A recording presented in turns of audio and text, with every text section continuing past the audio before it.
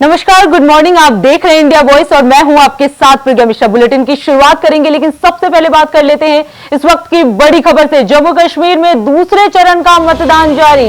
6 जिलों की 26 सीटों पर हो रही है वोटिंग।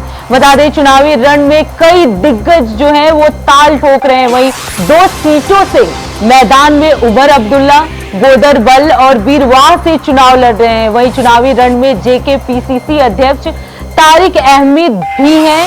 उसके साथ ही बीजेपी प्रमुख रविंद्र रैना की किस्मत भी दांव पर।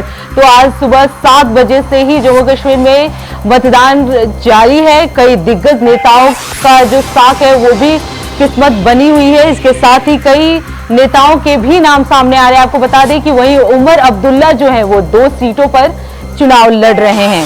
तो कई दिग्गजों की साख जो है वो दांव पे लगी हुई है। सुबह 7 बजे से ही मतदान जो है वो शुरू हो चुकी है। इसके साथ ही 2 सीटों पर उमर अब्दुल्ला लड़ रहे हैं। चुनावी रण में कई दिग्गज नेता जो हैं वो भी ताल ठोक रहे हैं। तो आपको बता दें कि 6 जिलों के 26 विधानसभा सीटों पर आज चुनाव हो रहा है। शाम 7 बजे तक ये चुनाव चलेगा। इसके साथ ही बीजेपी प्रमुख रविंद्र रैना भी अपनी किस्मत के दांव लगा रहे हैं। तो जम्मू कश्मीर में आज सुबह 7 बजे से ही वोटिंग प्रक्रिया जो है वो शुरू हो चुकी है। लोग वहां पहुंच रहे हैं। कई बड़ी संख्या में जम्मू कश्मीर के लोग वहां पहुंच रहे हैं।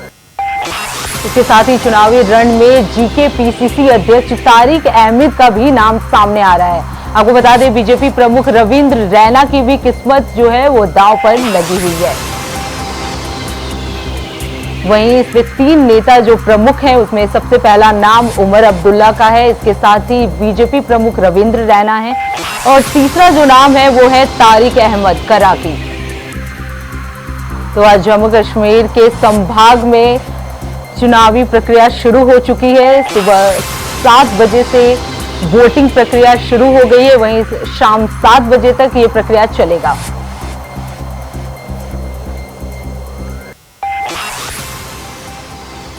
वही इस खबर पे ज्यादा जानकारी देने के लिए शुभम बोगल हमारे साथ जुड़ चुके हैं। शुभम, क्या कुछ माहौल है जम्मू कश्मीर का? सुबह 7 बजे से ही वोटिंग प्रक्रिया शुरू हो चुकी है। जी मैम, बिल्कुल आपको बताते चले तो लगभग सुबह 7 बजे से ही लोगों का आना जो है वो वहां पर शुरू हो चुका है और लोग मतदान करने के लिए जो है वो पहुंच रहे हैं, क्योंकि आज लगभग 26 सीटों पर जो है वो मतदान होना है और सुबह से ही लोग पहुंच रहे हैं और शाम 7 बजे तक होगा। और सबसे जरूरी आपको बताते चले, क्योंकि जो नए वोटर्स हैं उनमें काफी ज्यादा उत्साह जो है वो काफी ज्यादा देखने को मिल रहा है और युवा जो है उनमें भी काफी ज्यादा उत्साह है इन चुनावों को लेकर। जी बिल्कुल, इस बार जो मुद्दा है वो क्या है? क्योंकि इससे पहले बेरोजगारी, महंगाई और सबसे बड़ी बात है 370, इसको लेकर किस तरह का माहौल है वहां पे? देखिए, बिल्कुल अगर आपको बताते चले तो लगातार भिन्न पार्टियां, जो कश्मीर की पार्टियां, नेशनल कॉन्फ्रेंस है, पीडीपी है, लगातार ये अपने मैनिफेस्टो में भी कह रहे हैं कि 370 और 35 को वापस लाया जाएगा। पर अगर हम लोग जो सोशल मीडिया पर देख रहे हैं, यहाँ तक हमारी लोगों से बात हो पाई है, लोगों का इस वक्त जो सबसे बड़ा मुद्दा है वो बेरोजगारी है। ये एक सबसे बड़ा मुद्दा जो है इस वक्त जम्मू कश्मीर के लोग जो है बेरोजगारी को लेकर और डेवलपमेंट को लेकर जो है वो मतदान कर रहे हैं। जी, इसके साथ ही अब तक जितनी भी वोटिंग हुई है उसके परसेंटेज अगर आपको पता हो तो बताने की कोशिश करें। अब फिलहाल अगर आपको बताएं तो वहां पर लोग पहुंच रहे हैं और मतदान कर रहे हैं और कुछ ही समय के बाद जो है वो परसेंटेज की जो लिस्ट है वो भी हमारे तक पहुंचेगी और हम अपने व्यूअर्स तक जो है वो जरूर पहुंचाएंगे। पर फिलहाल मतदान के लिए लोगों की लंबी लंबी कतारें जो है वो हमें जरूर देखने को मिल रही है।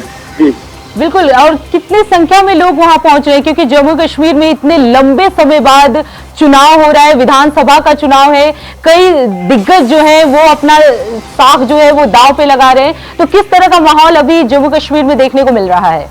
देखिए, बिल्कुल अगर आपको बताते चले तो सैकड़ों लोग जो है, लगभग 26 विधानसभा के मतदान जो है वो आज हो रहे हैं और सैकड़ों लोग जो है वो कतारों में खड़े हैं, क्योंकि लोगों में 10 साल के बाद जो है वो उनको अपना जो नुमाइंदा चुनने का जो मौका मिल रहा है, अपना मुख्यमंत्री बनाने का मौका मिल रहा है और लोगों में जो है वो काफी उत्साह है। और लोग लंबी लंबी कतारों में जो है वो मतदान कर रहे हैं।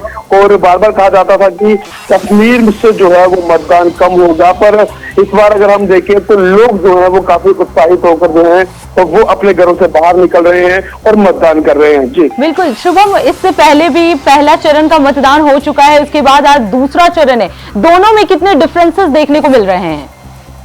अगर मैं आपको बताते चलूं तो कश्मीर घाटी की अगर मैं बात करूं तो पहला मतदान वहां पर हुआ, दूसरा भी वहीं पे चल रहा है। और अगर बताएं तो दोनों जगहों पर काफी ज्यादा उत्साह जो है वो देखने को मिल रहा है। और दोनों जगहों पर युवाएं और जो नए वोटर्स हैं उनमें काफी ज्यादा जो है वो उत्साह देखने को मिल रहा है। पर लोगों में काफी ज्यादा जो है वो उत्साह है इन चुनावों को लेकर कि अब 10 साल के बाद हमें अपना वो नुमाइंदा मिलेगा जो लोगों के काम कराएगा, जो लोगों के हक के लिए खड़ा होगा। ये कहीं ना कहीं देखना बड़ा दिलचस्प होगा, पर लोगों में काफी उत्साह है। बिल्कुल, क्योंकि जो पीएम मोदी है वो लगातार युवाओं को साधने की कोशिश करते हैं, तो इस बार युवाओं का प्रदर्शन कैसा रहा है? वोटिंग प्रक्रिया शुरू हो चुकी है और कितनी संख्या में जो युवा वहां पहुंच रहे हैं, महिलाएं पहुंच रही हैं, ये कुछ बताने की कोशिश करें। देखिए बिल्कुल आपको बताते चले तो महिलाओं की भी लंबी लंबी कतारें वहां पर लगी हैं और युवाओं में भी काफी उत्साह देखने को मिल रहा है। और काफी ज्यादा लोगों की भी युवा इस वक्त जो है अगर वो अपना मतदान करने जा रहा है, और सबसे पहला सवाल जो है वो बेरोजगारी का है कि बेरोजगारी को देखकर जो है वो इस बार जो है बदलाव किया जाएगा और वहां पर मतदान किया जाएगा। और कोशिश जो युवाओं की है वो ये है कि वो एक ऐसा नुमाइंदा सामने लेकर आएंगे कि जो उनके हक की बात करे और उनके बेरोजगारी को खत्म करने की पूरी कोशिश करेगी। बिल्कुल, अगर चुनावी रण में बात करें तो इस बार उमर अब्दुल्ला जो कि पूर्व सीएम भी रह चुके हैं, उसके बाद बीजेपी की तरफ से भी जो रविंद्र रैना है, इन तीनों की किस्मत इस बार सामने आई है, तो क्या कुछ लगता है कि कौन भारी पड़ सकता है? देखिए बिल्कुल अगर मैं आपको बताते चलूं तो ये जो जिन नुमाइंदों का आपने नाम लिया है ये मैदान में उतरे तो हैं, पर पिछली बार जब 2014 में चुनाव हुए थे तो ऐसा लग रहा था कि एक तरफ का मुकाबला है। पर इस बार जो है वो भिन्न पार्टियां, चाहे नेशनल कॉन्फ्रेंस है, चाहे कांग्रेस है और चाहे भारतीय जनता पार्टी है, इनके जो नुमाइंदे हैं वो सीना ताने खड़े हैं। और इस बार जो चुनाव जो मतदान हो रहा है और जो हमारे तक जो खबर पहुंच रही है कि इस बार जो ये चुनावी दंगल शुरू हुआ है, इस पर जो है वो कांटे की टक्कर जो है वो जरूर देखने को मिलेगी। बिल्कुल, बहुत दिलचस्प होगा कि आखिर इस बार जम्मू कश्मीर में किसकी सरकार बनती है। बहुत बहुत धन्यवाद शुभम इस खबर पे ज्यादा जानकारी देने के लिए। अब बात कर लेते हैं एक और बड़ी खबर की। कैबिनेट मंत्री जयवीर सिंह का आज कानपुर दौरा है। बता दें अकबरपुर लोकसभा सांसद के यहां जाएंगे। इस दौरान वो कई योजनाओं के बारे में भी जानकारी देंगे। इसके साथ ही मंत्री के आगमन को लेकर भी जो तैयारियां हैं वो पूरी हो चुकी है। तो ये बड़ी जानकारी, बड़ी अपडेट आपको बता दें, कैबिनेट मंत्री आज अकबरपुर लोकसभा सांसद जाएंगे। इसके साथ ही कई योजनाओं की भी वो जानकारी देंगे। तो ये बड़ी जानकारी, बड़ी अपडेट आपको हम बता दें कि कैबिनेट मंत्री जयवीर सिंह का आज कानपुर दौरा है, जहां वो अकबरपुर लोकसभा सांसद के यहां जाएंगे। इस दौरान वो कई योजनाओं के बारे में उनसे जानकारी लेंगे, उन्हें जानकारी देंगे भी। इसके साथ ही मंत्री के आगमन को लेकर जो तैयारियां हैं वो पूरी हो चुकी हैं। तो ये बड़ी जानकारी, बड़ी अपडेट आपको हम लगातार बता रहे हैं कि कैबिनेट मंत्री जो हैं वो अकबरपुर लोकसभा सांसद के यहां जाएंगे, जहां वो कई मुद्दों पर चर्चा करेंगे। इसके साथ ही कई बड़ी जानकारी भी देंगे। आपको बता दें मंत्री के आगमन को लेकर जो तैयारियां हैं वो पूरी हो चुकी हैं।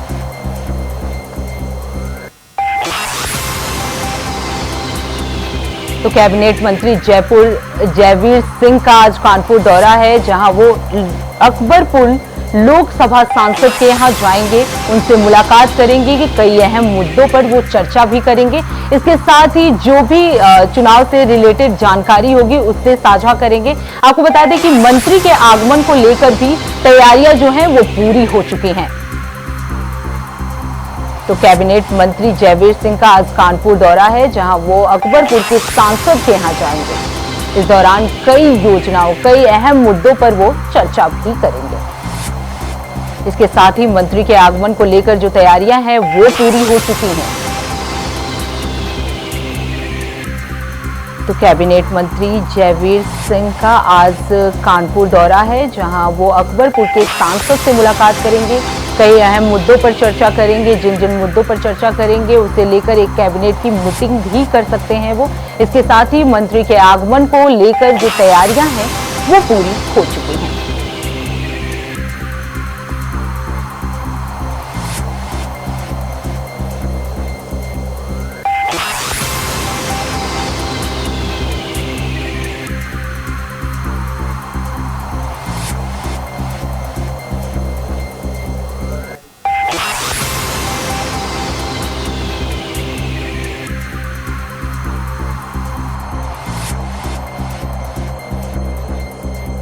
देने के लिए हमारे साथ गौरव शुक्ला जुड़ चुके हैं। गौरव, क्या कुछ जानकारी है? आज जयवीर सिंह कानपुर दौरे पर हैं, किन किन अहम मुद्दों पर वो चर्चा कर सकते हैं? देखिए प्रियंका, आपको बता दूं कि जो है कैबिनेट मंत्री जयवीर सिंह जो है आज कानपुर देहात दौरे पर रहेंगे और वो करीब 1 बजे कानपुर देहात पहुंचेंगे। आपको बता दें कि अकबरपुर के जो सांसद है देवेंद्र सिंह भोले, वो प्रतिवर्ष अपनी जो माता जी है उनकी जो है परिनिर्वाण दिवस कार्यक्रम बड़ी धूमधाम से मनाते हैं। और ऐसे में तमाम राजनीतिक जो हस्तियां है, तमाम राजनीतिक हस्तियां वहां पर हस्तक्षेप में पहुंची थी। और इस बार जो है जयवीर सिंह को जो आमंत्रित किया गया मुख्य अतिथि के रूप में वो वहां पर पहुंचेंगे। और इस बीच जो उनकी माता जी हैं उनको जो है श्रद्धा सुमन अर्पित करेंगे। इसके साथ ही एक भव्य मंच भी तैयार किया गया है। जिस तरीके से बताया कि तैयारियां पूर्ण हो चुकी है, भव्य मंच तैयार किया गया है। तमाम वो क्षेत्र की जनता होगी, कानपुर नगर देहात औरैया और तमाम वो जनता होगी जिसके साथ वो रूबरू होंगे। और वो जो तमाम भारतीय जनता पार्टी व्यवस्थाएं हैं, योजनाएं, उनसे लोगों को रूबरू कराएंगे। और कहीं ना कहीं जो राजनीतिक पार्टी से जुड़े हुए तमाम कार्यकर्ता है, पदाधिकारी हैं, विधायक हैं, सांसद हैं, जो मंत्री पद के कानपुर देहात में 3 ऐसे मंत्री भी हैं, तो वो भी उस कार्यक्रम में शामिल होंगे। और कहीं ना कहीं कानपुर की जो एक सीतामढ़ी विधानसभा सीट है, क्योंकि उत्तर प्रदेश की 10 सीटों पर लगातार जो है उपचुनाव की तैयारी चल रही है, तो सीतामढ़ी सीट जो है भाजपा के लिए अहम इस वजह से भी हो जाती है क्योंकि लगातार उस सीट पर समाजवादी पार्टी का दबदबा बना हुआ है। और इस बार इरफान सोलंकी की पत्नी को जो है टिकट समाजवादी पार्टी ने दिया है। तो कहीं ना कहीं जयवीर सिंह इस मुद्दे पर भी बात करेंगे क्योंकि तमाम अन्य जनपदों के कार्यकर्ता यहाँ मौजूद रहेंगे। उनसे भी बात करेंगे कि किस तरीके से इस सीट पर इस बार भारतीय जनता पार्टी दबदबा बना सके और अपनी सीट को जीत हासिल कर सके। तो यही कहीं ना कहीं कार्यक्रम उनकी माता जी का परिवार दिवस भी है, उनको श्रद्धा सुमन अर्पित करते हुए दोनों व्यवस्थाओं पर को कहीं ना कहीं नजर रखेंगे और एक मीटिंग भी करेंगे। जी बिल्कुल। और अकबरपुर की लोकसभा सांसद से भी मुलाकात करने की खबर सामने आ रही है, इस पे क्या कुछ जानकारी है? देखिए बेटा, बिल्कुल जिस तरीके से अकबरपुर सांसद देवेंद्र सिंह भोले हैं, उनकी माता जी का ही ये परिवार दिवस है और वही इस पूरे कार्यक्रम को बड़े धूमधाम से मनाते हैं। मुख्य रूप से वो तो रहेंगे ही क्योंकि वो इस पूरे कार्यक्रम को करने वाले हैं। और इसके साथ वो क्योंकि अकबरपुर लोकसभा आती है, उसमें कानपुर नगर की भी कई विधानसभाएं हैं, तो जाहिर तौर पर देवेंद्र सिंह भोले का इस पूरी सीट पर अहम रोल रहने वाला है। इस वजह से जयवीर सिंह इस पूरे कार्यक्रम में आएंगे। तमाम वो कार्यकर्ता होंगे जिनसे उनकी बातचीत होगी, रूबरू होंगे और तमाम वो अहम चुनाव जीतने के लिए जो मुख्य बिंदु है जिन पर वो जानकारी देंगे। तो कहीं ना कहीं जो सीट है वो अहम है पूरे मामले को लेकर के। जी बंदा, बिल्कुल। अब ये देखना दिलचस्प होगा कि आखिर जयवीर सिंह किस तरह से कानपुर के लोगों को साधने की कोशिश कर रहे हैं और 10 सीटों पर जो चुनाव होने वाला है उसे लेकर किस तरह की तैयारियां कर रहे हैं। बहुत बहुत धन्यवाद गौरव इस खबर पे ज्यादा जानकारी देने के लिए।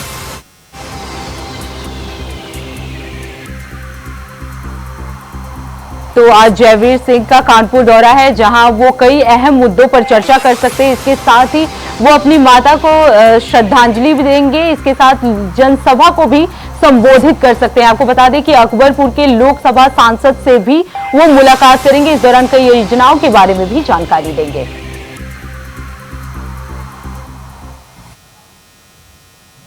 अब बात कर लेते हैं एक और बड़ी खबर की, लखनऊ से है ये खबर। आपको बता दें बीएसपी अध्यक्ष मायावती की हरियाणा में जनसभा आज। जिंद जिले की उचाना में अनाज मंडी मैदान में जनसभा को संबोधित करेंगी।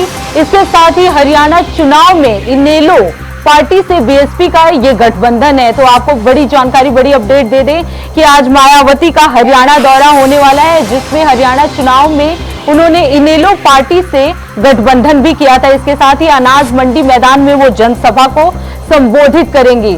तो मायावती का आज हरियाणा दौरा जहां वो जनता को साधने की कोशिश करेंगी। इसके साथ ही बता दें कि आज जनसभा को भी संबोधित करेंगे। आपको बता दें कि जिंद जिले की उचाना में अनाज मंडी में वो जनसभा को संबोधित करेंगे।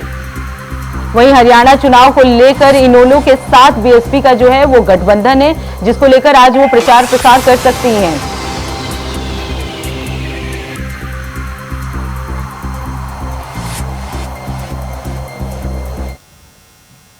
अब बात कर लेते हैं अगली खबर की। खबर मथुरा से है, जहां मथुरा में 300 हरे पेड़ काटने का मामला दिल्ली एनजीटी पहुंचा है। बता दें कि सुप्रीम कोर्ट के अधिवक्ता नरेंद्र कुमार गोस्वामी रिट दाखिल की है। वहीं मथुरा के डीएम, एसएसपी, डीपीओ को पार्टी बनाया गया है, जिसके बाद एनजीटी में दाखिल याचिका की सुनवाई होगी।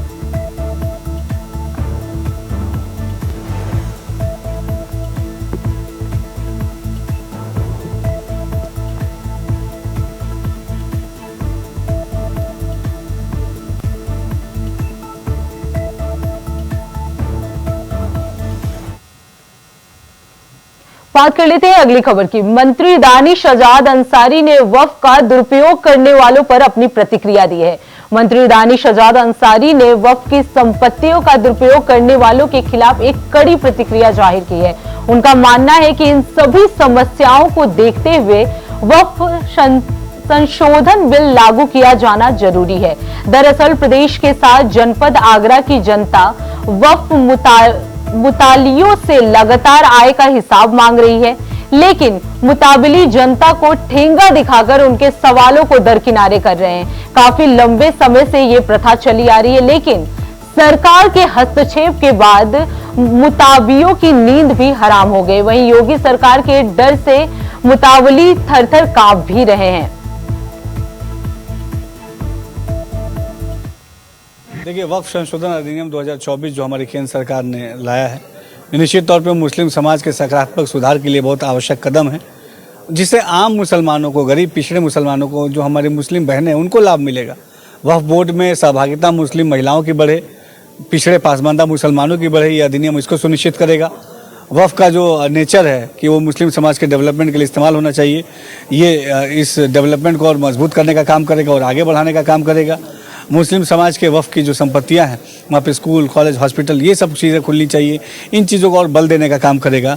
यकीनन हमारी मोदी सरकार ने एक बहुत ही सकारात्मक कदम मुस्लिम समाज के डेवलपमेंट के लिए उठाया है और इसका आम मुसलमान इसका स्वागत कर रहा है। कुछ खास राजनीतिक दल के लोग अपने निजी राजनीतिक स्वार्थ के लिए हमेशा मुस्लिम समाज के डेवलपमेंट को ताक पर रख के और अपने राजनीतिक एजेंडे को पूरा करने की कोशिश करते हैं, लेकिन आज आम मुसलमान वो जानता है कि उसके लिए अच्छा क्या है, बेहतर क्या है, और वक्फ संशोधन अधिनियम के माध्यम से हम मुस्लिम समाज को विकास के पथ पे और आगे ले जाने का काम करेंगे।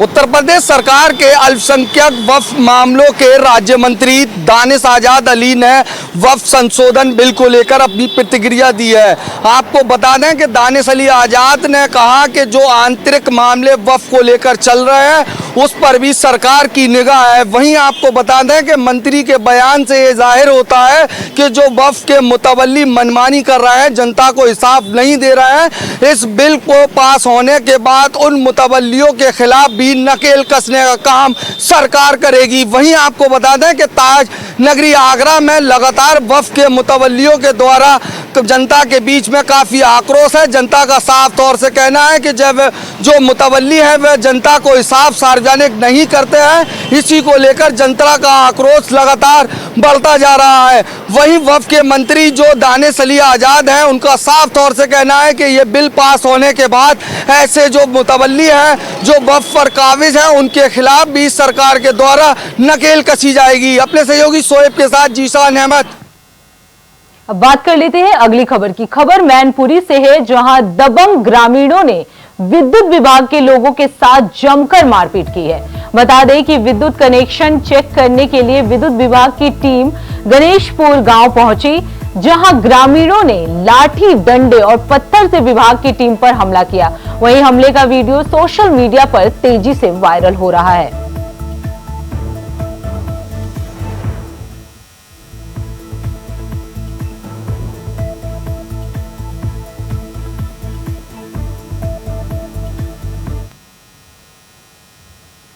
बात कर लेते हैं अगली खबर की। समाजवादी पार्टी के पूर्व विधायक आरिफ हाशमी के खिलाफ प्रवर्तन निदेशालय यानी ईडी ने बड़ी कार्रवाई की है। बता दें कि ईडी ने पूर्व सपा एमएलए के 8 करोड़ की संपत्ति जो है वो कुर्क कर ली है। सपा के पूर्व विधायक पर अवैध अतिक्रमण और जमीन हड़पने का भी आरोप है। बता दें कि पुलिस द्वारा प्रवर्तन निदेशालय को आरिफ हाशमी के मामलों और संपत्तियों की एक सूची उपलब्ध कराने के बाद ईडी ने कार्रवाई की है। इसके साथ ही हाशमी को उत्तर प्रदेश के गैंगस्टर एक्ट के तहत गैंगस्टर भी घोषित किया गया है।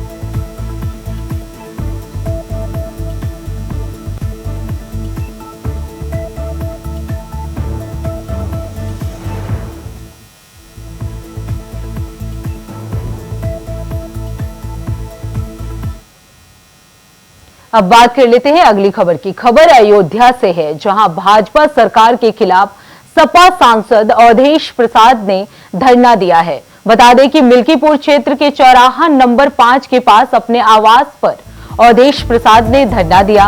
उन्होंने छुट्टा जानवरों और अन्य मुद्दों को लेकर धरना दिया। इसके साथ ही कहा कि मांगे अगर पूरी नहीं की जाती हैं तो 7 अक्टूबर को मिल्कीपुर क्षेत्र में जन जागरण अभियान किया जाएगा। तो आपको बता दें कि सपा सांसद अवधेश प्रसाद ने अपने आवास के पास धरना दिया है। उन्होंने कहा है कि अगर उनकी मांगे पूरी नहीं की जाती हैं तो 7 अक्टूबर को मिल्कीपुर क्षेत्र में जन जागरण अभियान किया जाएगा। तो छुट्टा जानवरों और अन्य अहम मुद्दों को लेकर अवधेश प्रसाद जो है वो धरना दे रहे हैं, अपने आवास के पास वो धरना दे रहे हैं। इसके साथ ही सरकार से उन्होंने कहा है कि जब तक उनकी मांगे पूरी नहीं की जाती है तो वो 7 अक्टूबर से मिल्कीपुर क्षेत्र में जन जागरण अभियान शुरू कर देंगे।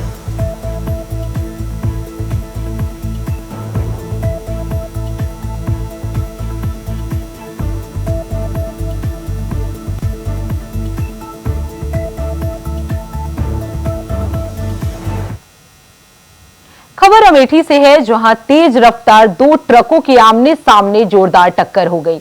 हादसे में एक ट्रक चालक की मौके पर ही मौत हो गई, जबकि एक ट्रक चालक मामूली रूप से घायल हो गया। वहीं घटना की जानकारी मिलते ही मौके पर पहुंची पुलिस और इलाज के लिए उसे जिला अस्पताल में भर्ती करा दिया।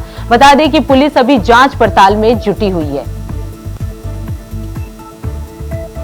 तो अमेठी में एक बड़ी घटना हो गई, 2 ट्रक आमने सामने टकरा गए, जिसके बाद से कई लोग घायल हो गए। वहीं जो ट्रक चालक है उसकी मौके पर ही मौत हो गई। वहीं घायलों को अस्पताल में भर्ती करा दिया गया है, उनका इलाज चल रहा है। इसके साथ ही पुलिस जो है वो जांच पड़ताल में लगातार जुटी हुई है।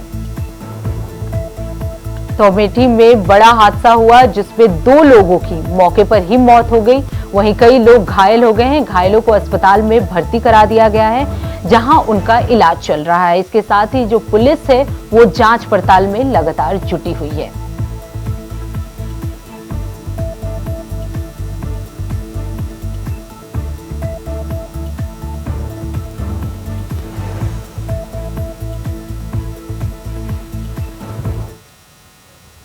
तो फिलहाल इस बुलेटिन में इतना ही। देश दुनिया की तमाम बड़ी खबरों के लिए देखते रहिए इंडिया वॉइस। तब तक के लिए नमस्कार।